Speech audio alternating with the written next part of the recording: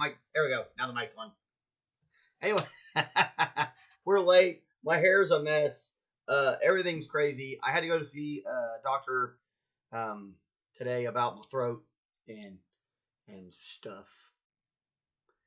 And he says I need to go see another doctor. So anyway, welcome to Peace Pat Paints. If you're not familiar with my show, I run my mouth a lot. It's mainly just me talking and painting. We're gonna get to the painting part like here in a second, but there's always this moment where you have to deal with me and whatever weird saga I have going on in my life. So, but we, that's why you were on the internet, right?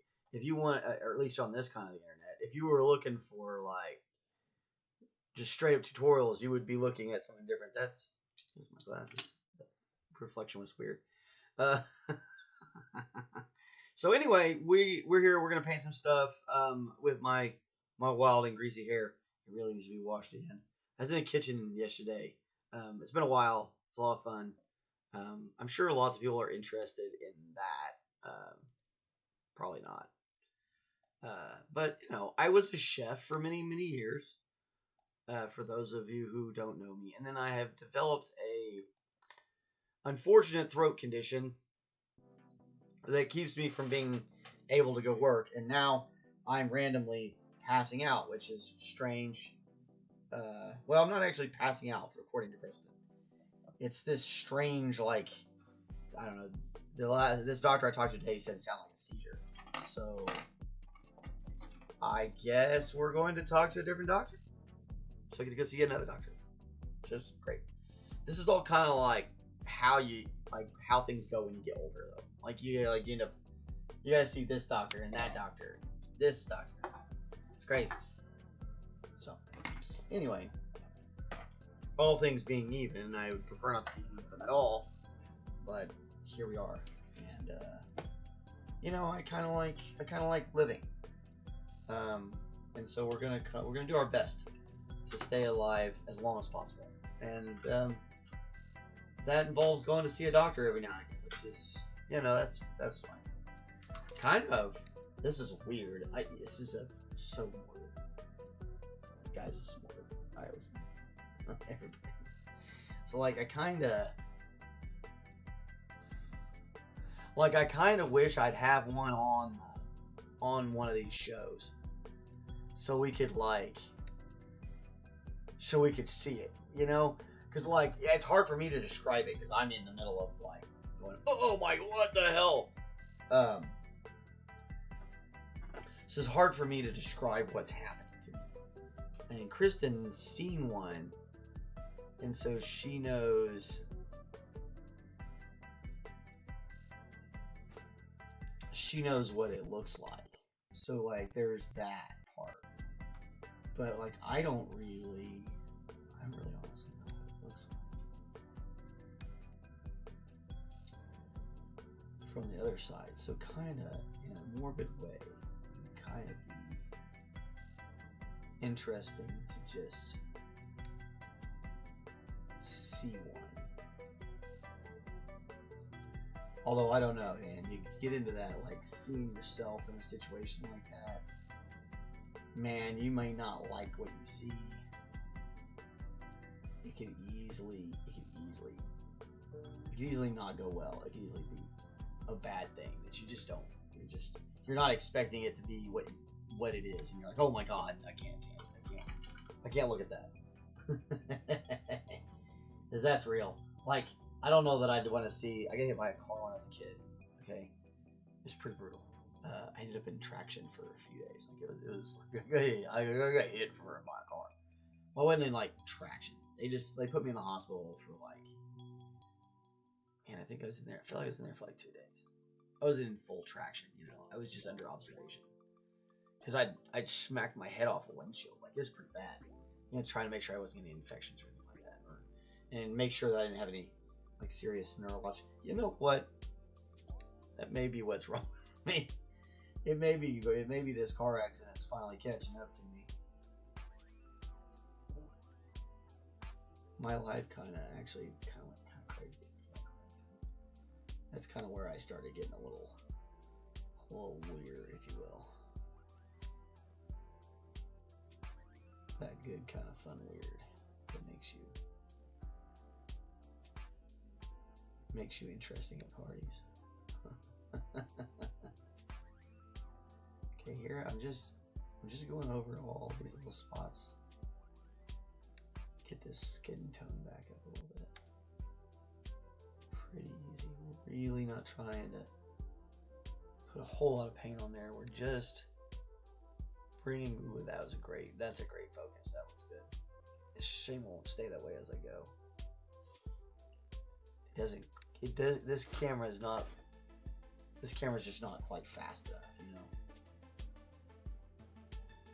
It'll work great up there as our facial camera, because it's good for that. But I just need a slightly better camera.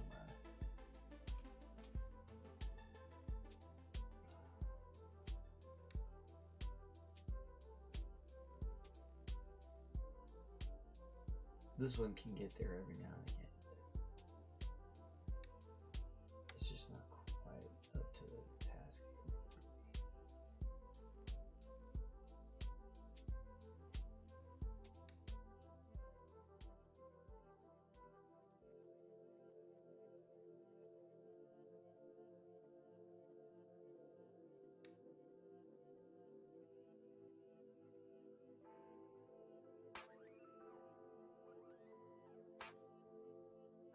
So that's the faded green for krill. I'm adding to the edges of this. Really trying to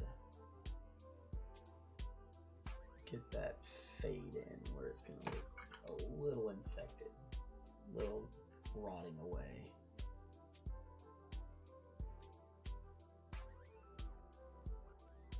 And take our ochre and kind of do the same. We put that base coat on, and then that thin little wash really help pull out all the details for us to see. If I ever get around where I'm gonna paint without doing the washing, I'm just gonna straight paint it on there. There's a couple guys like Albo, and there's a couple of people out there that do that, man, really good ones. And maybe one day I'll get to that, but like, it's rough. It's rough.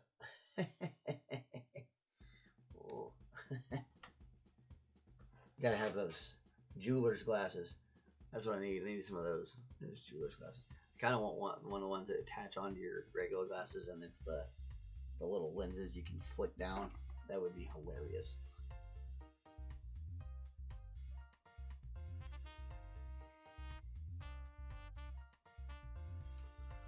Although I'm sure the other ones work better.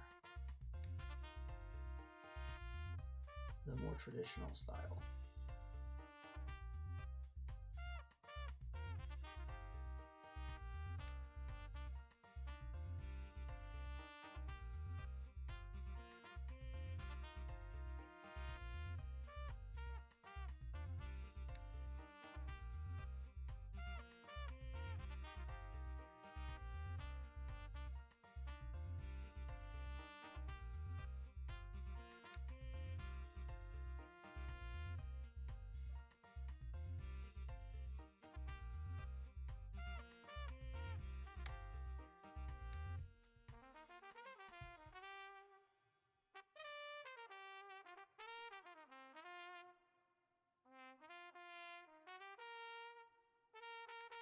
Oh yeah.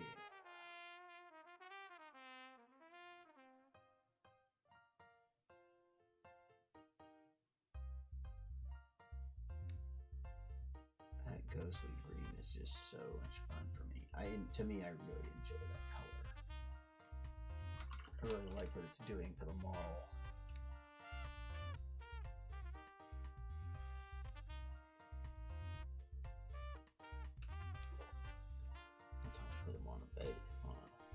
this guy. Just to make sure we're not disrupting this. That's one of the things that you gotta worry the most about. It's like, once you get to a certain point, like we haven't painted anything down here really on the back side. We just did some of this clothing. So we're in pretty good shape, but I really kind of want to start getting in the habit of putting it on there. Or get used to having it on there at this point. Just so I'm not rubbing off what I've done, because we're into the higher end of the details now. We really don't want to have to come back and mess with it. It's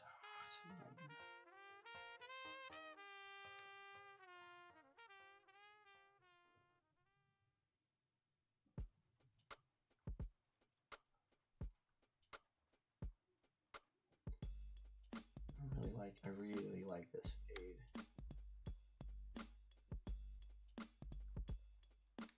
From that pink or from that green to the pink.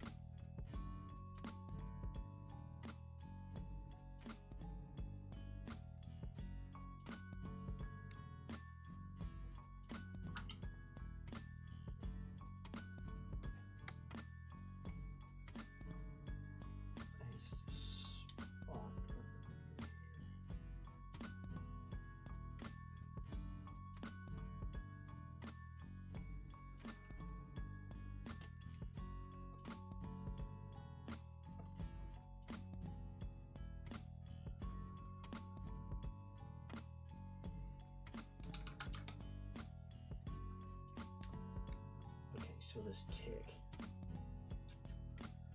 we gotta think about that tick. I really like the idea of making it really gray.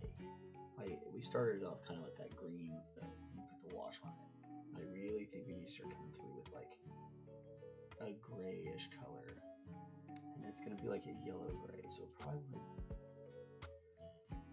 get some Mars black and gray that out. It's more of a brown, a yellow or gray, stony gray. We may add a little ochre or something like that to it. I really like the idea of adding dots and stuff along that tick. To pull that picture back up, there were some more dark spots as like striations, and the color variation is really interesting.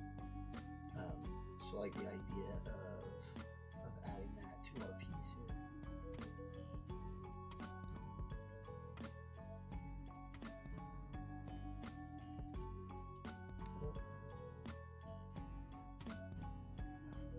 Blowing up lately. I posted a thing about painting miniatures and stuff, and or not that, being a chef for once again, instead of just being miniatures. That's what I was thinking. Oof, my whole brain process did not come all the way out there. That's anyway. So post it about my adventures. Judging yesterday. Oh, hey, it's Sir McBeardsly. And I was just getting ready to get into how it went. I was meandering that way. It was fun. It was a lot of fun. It goes kind of exactly how you expect something like this to go. It's a high school and it's a high school competition, and there's a category that's for older students that are in like a Metro Tech situation, trade school deal, and they're kind of judged separately. That's kind of a different category, even though everybody is doing the same thing. So like in this particular competition, you have to do they count it as 3 different recipes or 3 different dishes, even though it's not. It's technically only 2 plates of food. It's 1 salad and then it has a veg, a starch, and then a proteinless sauce, which I know you understand that because you're culinary trained. But for those of you who are out there, that's how it's set up. Now the plating has the starch, the veg, the veggies, the protein, which is the meat, and then its sauce, all on one plate, and then the salad on another. But they're high schoolers, and they're all at different levels of kitchen knowledge, and they're kind of learning as they go. And some of them do well, and some of them don't do so well. We had we had some really shining spots. One gal, this little girl. I guess I can say that now because I'm old. So she's young lady. This young lady, little girl sounds weird. So this young lady, really, she did really well. Or at least on the side I was judging. I wasn't in the kitchen for very long. They really wanted me in the kitchen, and Chef really enjoyed having Chef Cochran was there as an associate of mine, and my last mentor. He taught me a lot about more about like professionalism in a different way than the professionalism I had been used to. More the kind of professionalism you need for when you're dealing with your older chefs and the politics involved in the back ends of things, how to deal with investors and the people who think they run everything and that sort of stuff. He was very instrumental for all that. But Chef Cochran was awesome. It's great to see him. I was so excited that he was there. I really could believe it. And then, so I was only in the kitchen with him and another chef whose name I've now forgotten. I wasn't with him for very long. He's a young guy, really sharp guy, great kid. And younger chef, real, just sharp kid, very respectful, on top of his game. He was doing good, and really happy to see younger chefs in there doing their thing. And seeing all these kids, there were 30 competitors, and only 5 of them were not high schoolers. All the rest of them were high school students. So it was really neat to see these, all these younger folks getting involved and trying their hand at competition work. Competition's crazy. Culinary competition, real culinary competition. Not the stuff you see on like Iron Chef and stuff like that. It's not like that. It's a much more difficult than what you see on those shows. Those are fun. They're really fun to watch, and it's exciting. But its excitement and fun is not.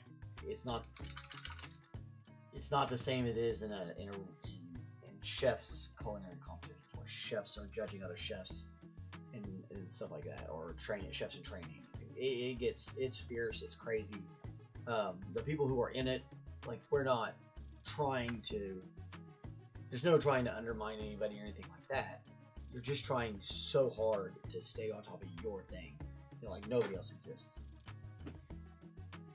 And it's insane. It's insane. But yeah, it was great. And so anyway, I got taken out of one room because they ended up not the other. There was supposed to be another chef come, but he couldn't make it, or she. I didn't find out if it was a male or female, to be honest. So it could have been she. And they were supposed to be over in the tasting room with Chef Randy Jones, who I get the pleasure of hanging out with her instead. So I got to go over to do tasting. Really nice lady. Super excited to have met her. She was so. Yeah, Chef Cochran was that plat. Yeah. But Randy runs a little non-profit kitchen and grocery store in the city. So it was really nice. It was super neat to hang out with her and just kind of enjoy the morning, eating more quinoa than I ever want to see again in my life. It may be sometime before I'm able to eat quinoa again, because oh wow, that was a lot of quinoa.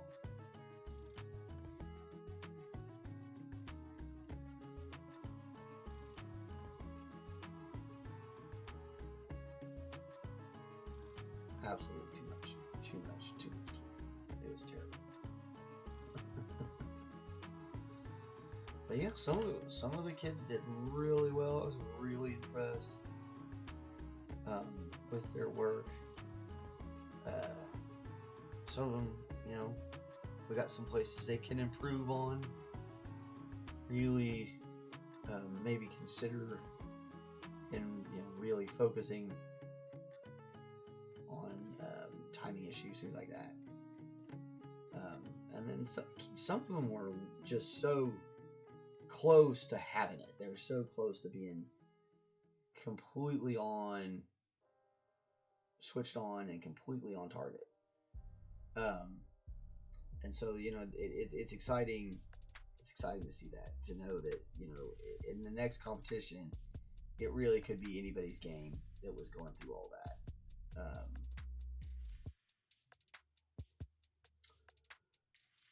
Yeah, lots of fun. I really wish we'd have been able to talk to the students a little bit. They didn't allow us to do that. They keep them kind of sequestered. But I know some of the chefs, so I can definitely kind of like talk to them and stuff like that and see what's up. I should really see who needs help with their culinary teams and go help out.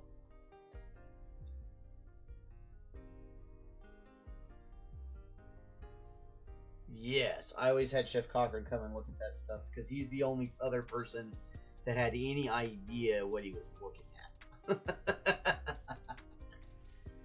The other chefs would know what they were, you know what I mean, because they had made them and they knew what they were. But at the level of like the level what we were practicing were competition platters, and so like it was, the idea was to show off, to show a little bit of what competition might be like, and that's why we had Cochran come and do it, because he knows what that's like. He knows what competition is. He judged them. He knows. So it's good to have that guy, that kind of a chef, come and look at what you got going on. It makes all the difference. All right. We'll put crimson in here now. Very thin. We're gonna paint this whole thing in crimson. We're gonna let those colors fade. Find all the pockets. I don't know that I would say that this is like wash thin, but it's pretty thin.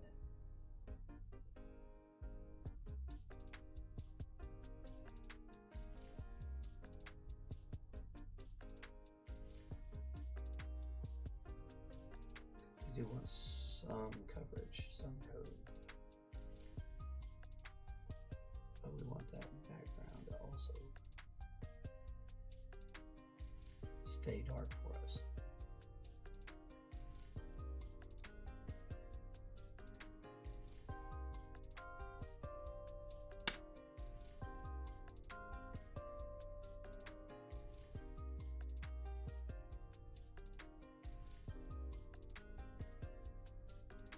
Check all that pooling. We don't really want the pool. We're also going to kind of expand that into some of this area.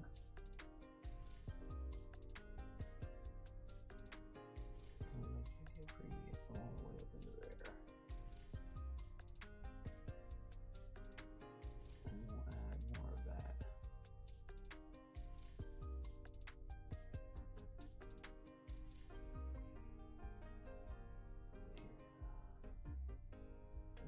we'll put our yellows down on top of that and get a little bit of that pussiness we were wanting.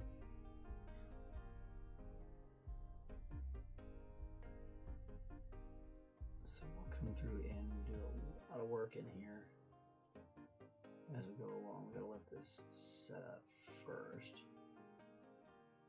Still lots of work to go on the guts. There we go. Ooh, that popped in real nice. Ooh. Just came out of the base. Come on, do it again. Do it again. Do it again.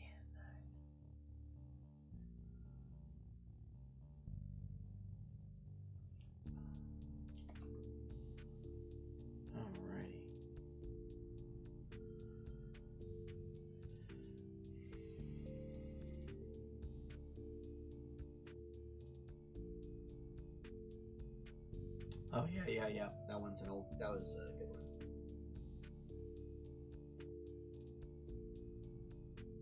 If you're not a fan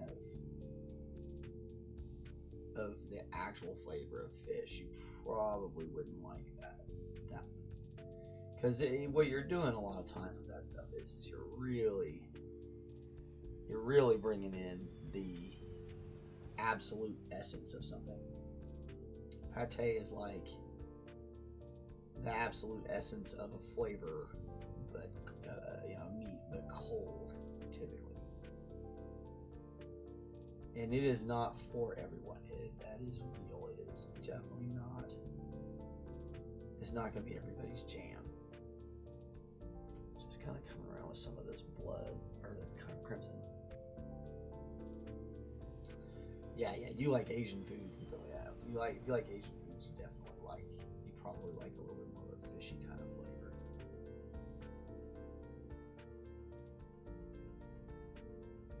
Especially that Southeast Asian flavor. That's got a lot of fish sauces and stuff like that in it.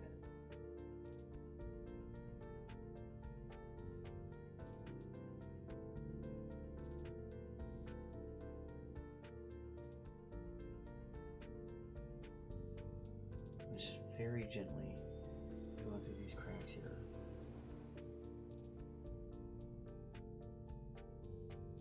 Just to kind of bring some of that back into line.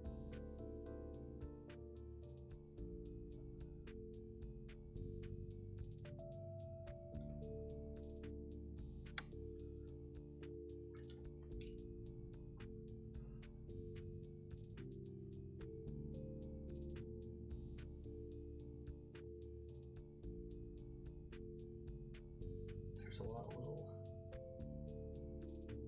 sores and scrapes on him. So now while it's kind of wet, I'm kind of coming back in with this Pelrose blush we've been using. Kind of a flesh color.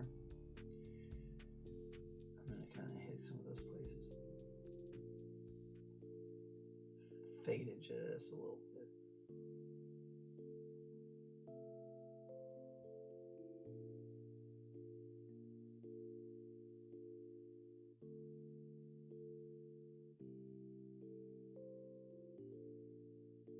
Because I'm trying to get him to look like flesh, but like nasty, rotting kind of flesh. Takes a little bit of work.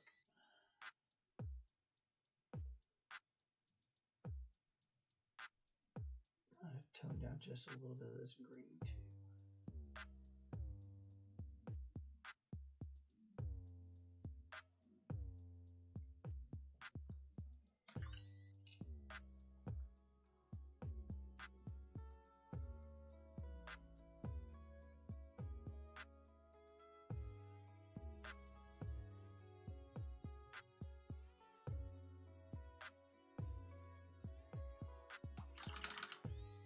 There we go. You can see how it's starting to change the way that looks a lot.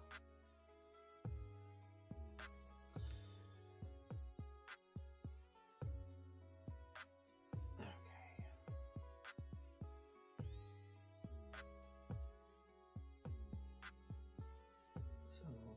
more crimson in here, just a few little dots. I'm gonna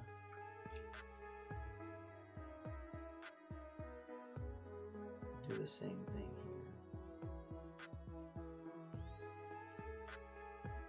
The key with this is not to get too far ahead of yourself. We're kind of wet blending this on the model.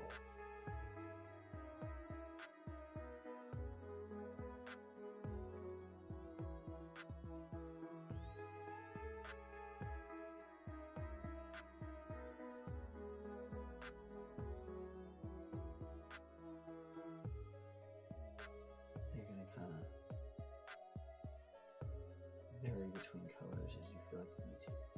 Be mindful of like what that light source is going to be, where we're going to get our light coming.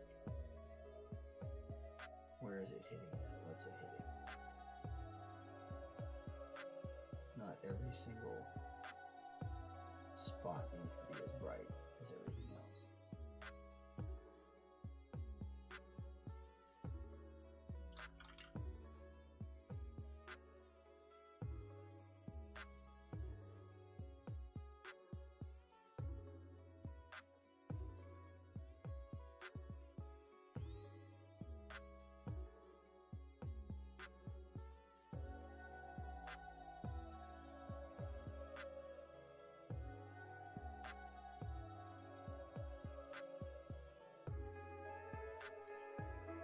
So yeah, competition ended well. I got to see who else was there? Chef Travis was there. Chef Howard was there. I got to see Jeff Waddle. Chef Waddle was there. Chef Lugo. Chef Gene. I saw a lot of people. Chef Skip flying around on his scooter.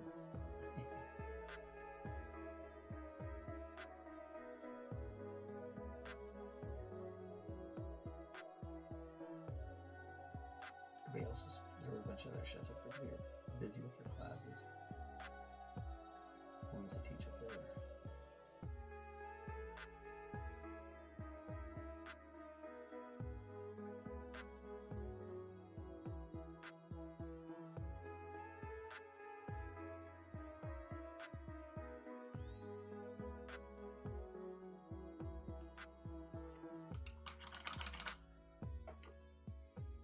Like hanging meat.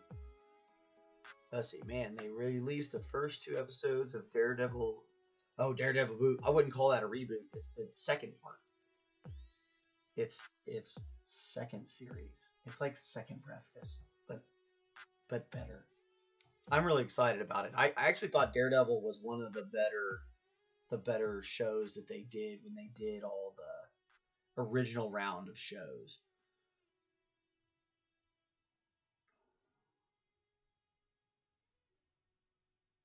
Oh yeah, should be good. Well, Vincent D'Onofrio is an amazing actor. I cannot tell you a movie that he was in where I didn't think he was an outstanding actor, or he didn't do a great job. There may have been some movies where like maybe the movie wasn't so great, but it wasn't him. He did his job. He was great. He's always good. He's always solid. Great, really, really outstanding actor. And like him as Kingpin is pretty spot on. Like he really gets a good chance to make that happen. And it's on the screen. He takes every opportunity to make it what it should be. It's good. He was good. I'm really excited for the Born Again. So we'll see. I don't want to get my hopes up. I don't want to get too excited.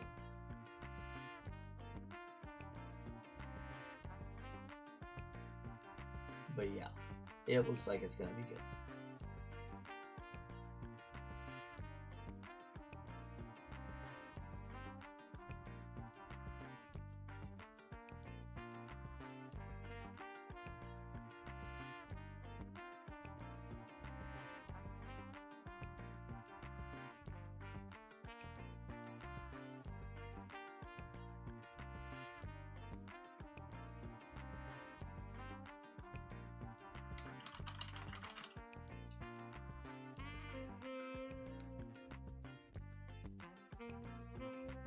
Oh yeah.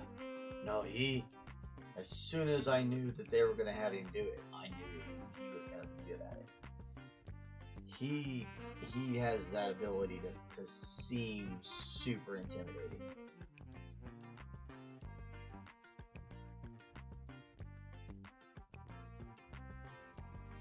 And he can play the emotional side of Fisk, which I think in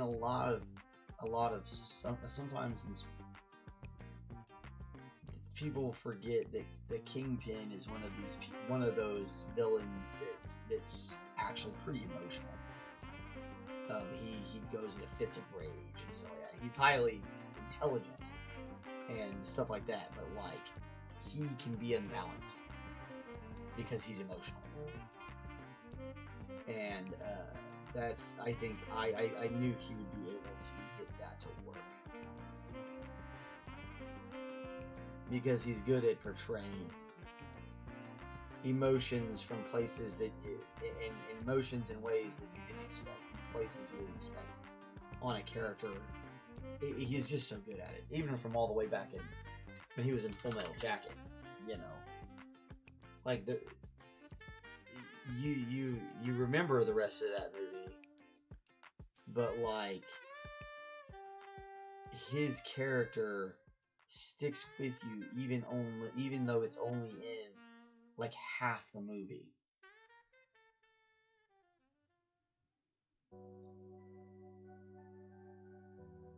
Exactly. You push his buttons, you're gonna get a reaction.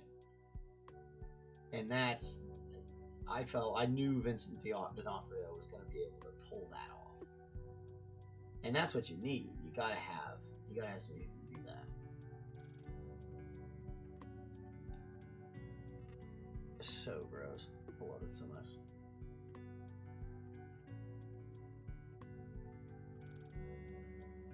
Just a little bit more of this flesh on some of this. We're going to add some ochre to it next.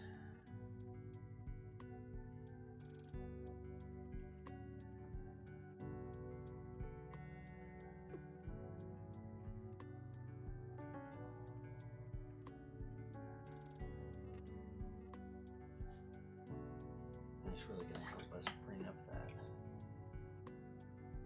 infected, pussy nastiness.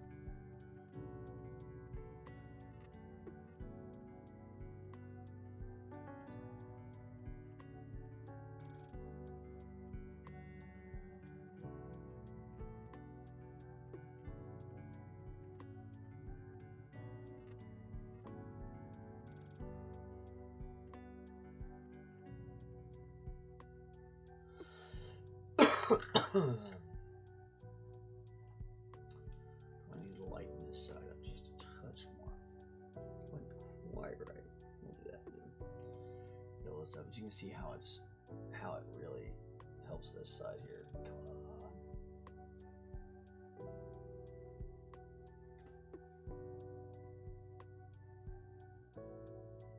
Yeah, you can kind of see it. Camera not there. We go. Behave. Hey. Steve, operate that camera, boy. So yeah, you can see that's kind of pussy and red. All those pinks. This light really isn't like the best light to view this under. It's good for painting, but it doesn't make it like. It might just be the camera. I think now that I know the mic is working pretty well,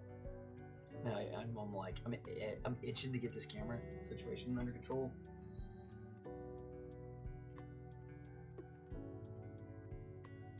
The mic's paid off, man. We got a lot more. Get a lot more views now. People stick around a lot longer. The mic was a big payoff. That was helpful.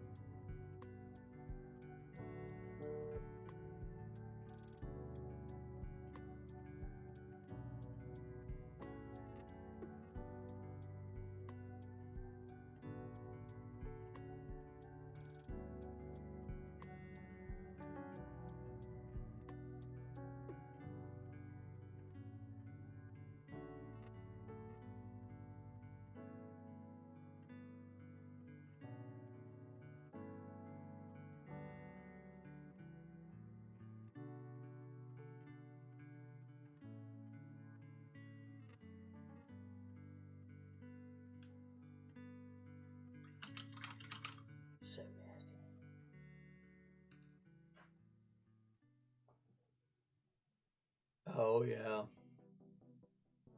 Alien 1 through Alien 3. Well, Alien 1 and Alien 2 are classics. Alien 3 was a mistake. Alien 4 was an even bigger mistake.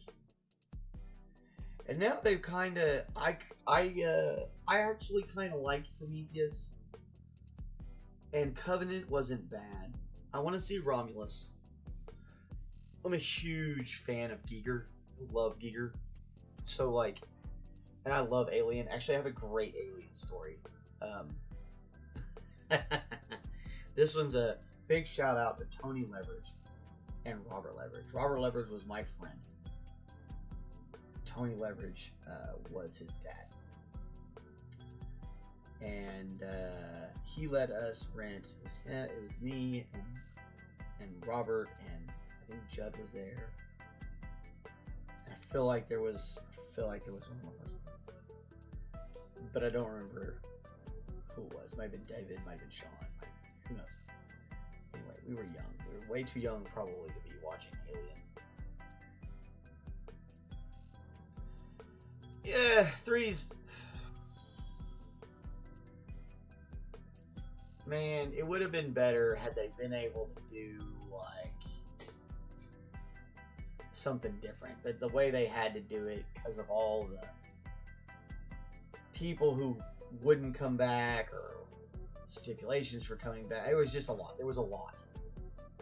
There was a lot of weirdness going on with Alien. Anyway, so we're sitting there watching this movie, and it's you know, we're like, oh man, this is great. It's great. Scary as hell. It's great. The aliens will eat him. And it gets to the point where Dallas is in the vents looking for it with a flamethrower. And right at the moment where he turns around and the alien is right there and grabs him, Dr. Tony Leverage was standing behind the couch and grabbed me and scared the shit out of all of us. It was hilarious. All of my friends were like, ran out the door. It was hilarious. The whole thing was funny. So shout out to anybody that was involved in that situation. It was freaking hilarious. They can vouch for it. They were there. It was hilarious. It was funny. So funny. And when we figured out what was going on, we were all laughing after we figured it out. Everybody got back in, you know, their head from being absolutely scared shitless. Because golly, he scared the heck out of us all. It was good stuff. Good times.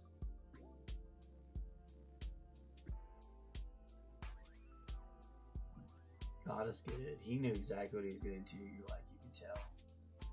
He totally would do what he was doing. He is definitely waiting for that moment. He probably didn't stand in the kitchen waiting. He probably seen the movie and he's just waiting. So good.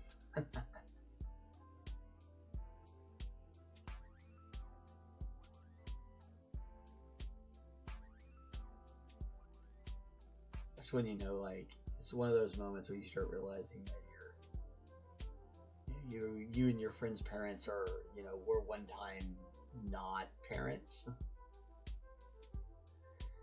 And they start acting like that. You're like, oh my god, why would you? Oh, that's right, because you're a human and that's just funny. And I would have done the same thing. I'm totally gonna do the same thing to somebody. I'm just gonna have them watching this movie or a movie that I know. Holy crap, that's funny. And it was hilarious. I mean, it wasn't funny like right specifically in the moment, but man, like I said, I'm still giggling about it. Heck, I'm getting mileage out of it right now. I'm getting a story right here on the line.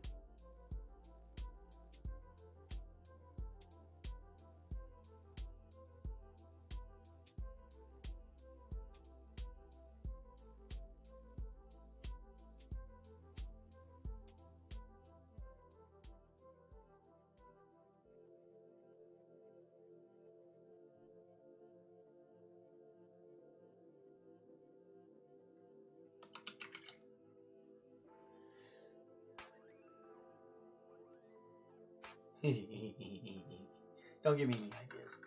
Actually, I think one of my kids has already seen it, but he liked watching freaky shit already. Man, and that one, man.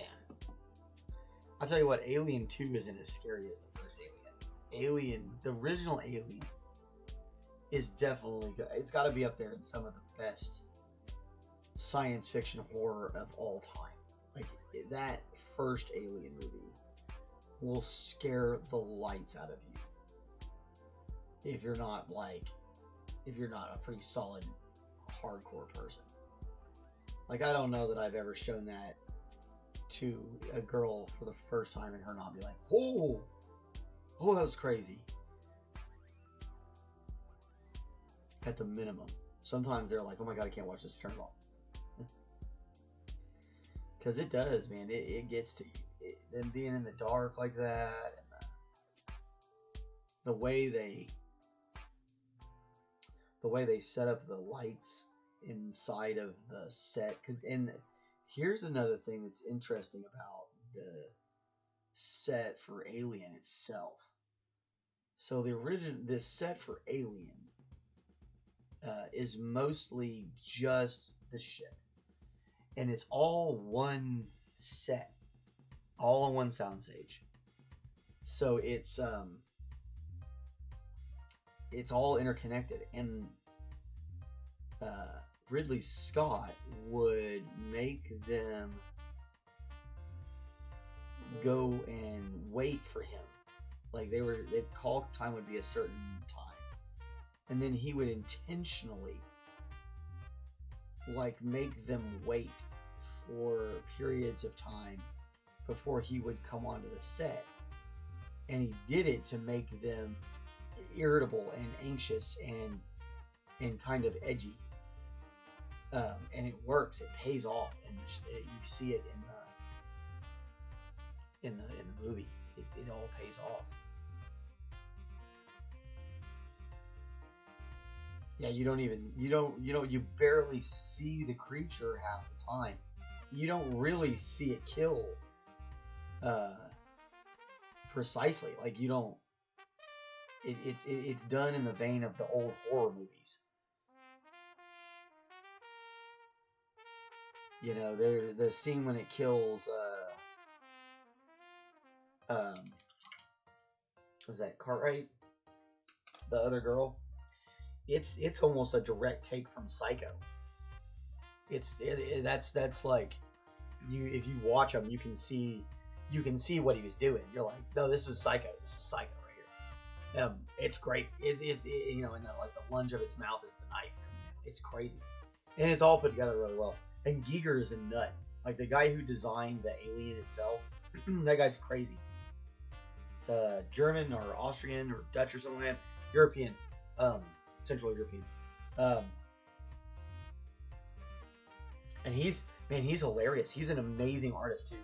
Like he did a bunch of stuff for Dune as well. When Jodorowsky was going to do Dune, he did a bunch of Dune stuff. Man, yeah, he's super cool. Giger's wild. He has like a throne in his house that he has. It's like made out of, I don't know if it's real bones or in real skulls, or if it's just like production versions or whatever. But man, listen, it looks like he's sitting on a skull and bone throne, and it's pretty legit. You're like, well, that looks terrifyingly realistic. I don't like it. I love it, and I don't like it, and I love it. It's great. If you like creepy, crawly kind of stuff, you'll like Giger. That's kind of his whole shtick. Most people have seen a lot of Giger stuff out there. They're just not. Oh gosh. They're just not super familiar with it. But yeah, it's out there. He's crazy. Okay, so let's see. What do we got going on here? So that's leather. That's this. Make a cord and a bag. So we gotta get. Let's see where we're at.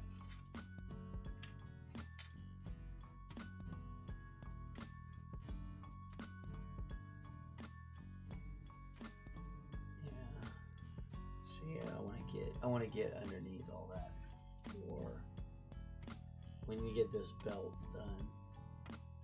At least this part of this belt done before we start trying to glue that in.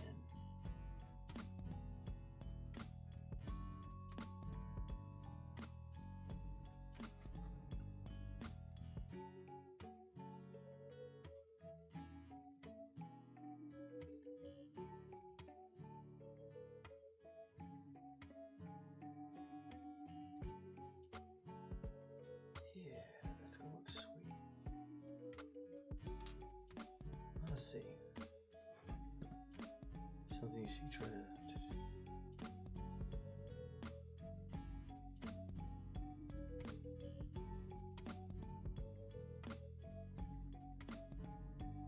Yeah, that'd be fun. Be a fun game. If I ever have time to play a game like that again, I probably will. Right now, I don't really play a lot of games, honestly. I usually am busy doing this, or I'm it's almost time to close down. So usually I'm busy doing this, or I'm doing something with the kids. Occasionally I play games. I've been playing a little Diablo lately. I get to play a little Diablo now and again. So then I play Minecraft. Just don't get to play a lot of games as much anymore. Like I said, I'm usually busy doing that stuff, other stuff.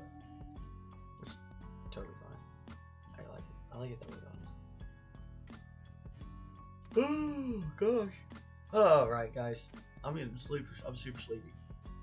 I've been burning it really hard lately. So I didn't eat anything for breakfast or have any coffee. Because I ran straight to take all my kids to school, and then I ran straight to come open up the show and get to where I could hang out with all of you amazing people that watch these things, because I think that I honestly think it's the coolest thing in the world. That we can, the internet in general, like not my show. I don't think my show is the coolest thing in the world before I start sounding too conceited. So it's yeah, definitely. Sir McBeardsly says, everybody, have a great day, everyone. Eat something good, take a shower, be good to yourself and others. And that's exactly it. That's the kind of message we like to spread around here. But no, I think it's super cool that we can kind of communicate with each other across space and time. It's cool. It's when we were younger, like the whole idea of finding someone's lost diary from like all the way back in the day seemed like one of the most intriguing things you could find. It'd be really interesting to see what somebody had to say about things a long time ago. So like it's cool to be able to record yourself and then like know that maybe I may be talking to you right now, and this recording may have been done 20 years ago. And you could be watching it right now. We don't know that you're watching right now. I don't know that you're watching right now because I'm just now recording it in 2025. But like in 2045, somebody could be watching this video, just stumbled upon it some way randomly, and they're listening to this right now. It's 20 years in the future. And that's cool. That's cool. That's cool stuff. So, anyway, hope you guys are having a great day. Hope you guys go out and do something interesting today. And be good to somebody. Be good to somebody. It's important. We say that a lot. Be good to somebody. Go out there and be good to someone. Or someone's. It doesn't have to be just one. It can be more than one before anybody starts splitting hairs. So, anyway, I'll talk to you later. Bye.